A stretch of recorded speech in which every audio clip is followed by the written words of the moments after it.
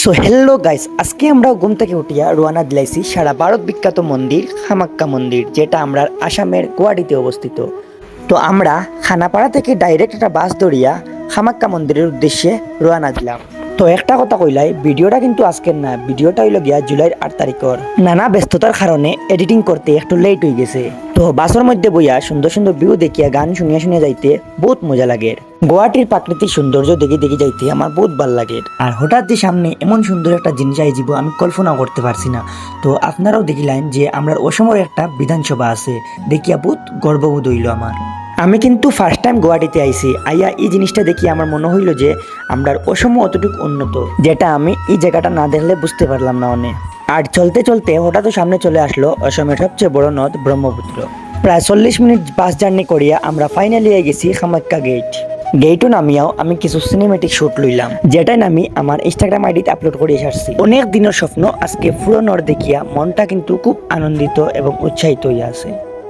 আর যাইতে যাইতে আমার খালি বন্ধুরার কথা মনে পড়ে, যারা আমার লগে আইতে আসলো। আর ও যে জিনিস যেটা দেখরা, এটার আজকে শেষ দিন, মানে বলে দেওয়া হইতো।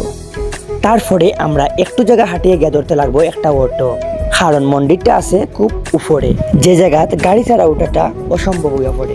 তারপরে ফাইনালি আমরা একটা অটোর মধ্যে উঠিয়া গুল্লিল্লাহান একদম উপরের দিকে যাইতে শুরু করলাম।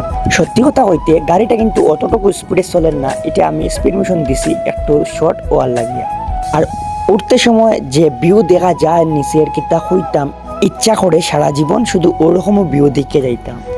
তারপর মোটামুটি 15 মিনিটের লাগান জার্নি করার পর আমরা কিন্তু প্রায় কামাখ্যা মন্দিরের সামনে আয়া পড়ছি। আমি বেঙ্গলোর গিয়া অনেক তীর্থ ভ্রমণ করছি, ওইলে ওটাও আমার কাছে বেস্ট তীর্থ ভ্রমণ লাগছে। জীবনের প্রথম এরকম তীর্থ আমি ভ্রমণ করতে পারছি। এইটুকু বয়সে আমি যে অতটুক তীর্থ ভ্রমণ করতে পারছি, এটা ভাবিয়া আমার নিজের উপরে বহুত গর্ববোধ হয়। তারপর মন্দিরের সামনে আইয়া আমরা গাড়ি থেকে নামিয়া হাঁটিয়া মন্দিরের ভিতরে প্রবেশ করলাম। আর আমার লগে যে আসলা তাই কইছুন যে এখন অম্বুবাচী না, এর লাগে মানুষও তো খারাপ হইতে নাই। তারপরেও অত মানুষ দেখিয়া মাথা খারাপ হয়ে গেছে আমার। ফাইনালি গাইস, আমরা সেই জায়গাটা দেখতে পারছি, যেই জায়গাটা দেখার লাগিয়া দূর দূরান্ত থেকে মানুষ ছুটিয়া আমরা এখানে আয়। তারপরে মন্দিরে পূজা দেওয়ার লাগে যে যে জিনিস লাগে আমরা তা কিনিয়া মন্দিরের ভিতরে একটু পূজা উজা দিলাম। সবেও দিত্রা এর লাগে আমরা কইয়ার যে আমরা কিতা দোষ করলাম, আমরাও একটু দিলাই। আর এই মন্দিরে এটাই লগে একটা ট্রেডিশন। তারপরে আমরা ডিএসএলআর দিয়ে একটা ফটো উঠিয়ে বাইর করে নিলাম, যেটা 300 টাকা লাগছে। আর ও দেখো আমরা আইতো কিরকম বৃষ্টি আরম্ভ হয়েছে, বৃষ্টির কারণে আমরা ঠিকমতো ফটো উঠতে পারছি না, ঘুরতেও পারছি না, বৃষ্টি ভিজি ভিজি আমি ব্লগ শুট নিলাম। তারপরে একটু ঘোরাঘুরি করিয়াও আমরা মন্দির থেকে নামি গেলাম, কারণ আমরা এখনো গিয়া রুম বুক করতে লাগবো। তারপরে গাইস নামার সময় এটা ভিউ দেখছি, কিতা কইতাম আমার সারা জীবন মনে রইব।